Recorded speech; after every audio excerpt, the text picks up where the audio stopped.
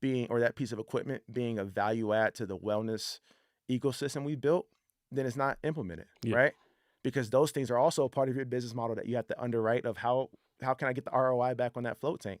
And for example, right, and using float tanks as an example, because it's a really real life example, but our current massage room was built in the construction documents to be a float tank room with 2 float tanks. Float tanks are around $50,000-$60,000. So that's $120,000 of equipment for, 300 square feet. I did 4 or 5 dinners in our space when it was just a white box with just people in the community, reaching out before we opened on LinkedIn and saying, hey, like doing this founder dinner. Who wants to join me? I'll cater some food. Come check out and learn what I'm trying to build at Do Not Disturb.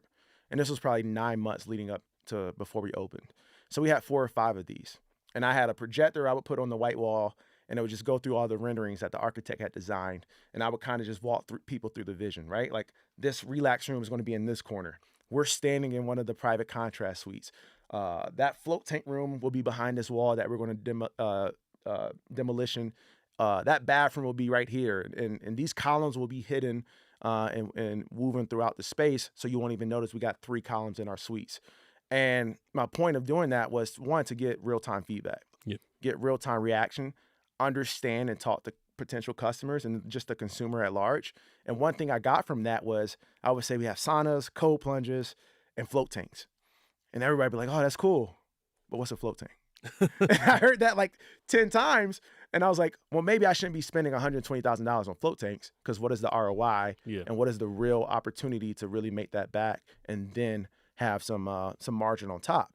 And so things like that, intentional decisions, but also doing the work, going out into the field and really talking to people, allowed, to your question, for us to not have a $200,000 piece of equipment that we now have to pass on to the consumer, which allows us to be more accessible, which allows us to have very competitive pricing amongst our competitors.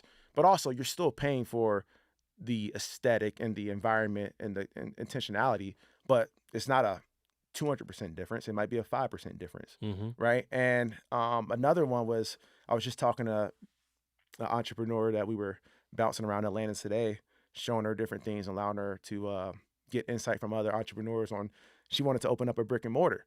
And she asked me a question on the way here. She was like, what was one of your mistakes?